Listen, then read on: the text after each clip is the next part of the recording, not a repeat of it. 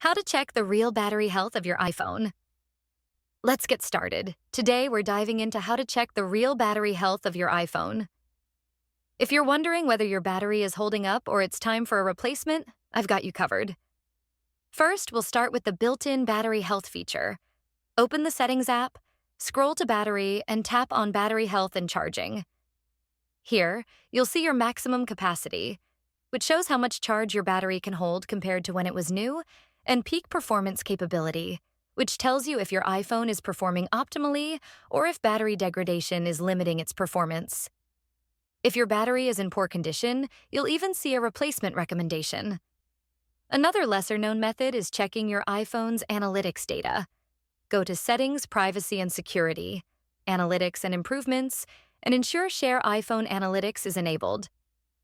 Under Analytics data, look for logs starting with Log Aggregated, and search terms like battery cycle count or maximum capacity. Percent to get raw battery data. If you found this video helpful, don't forget to like, comment, and subscribe for more tech tips. Thanks for watching.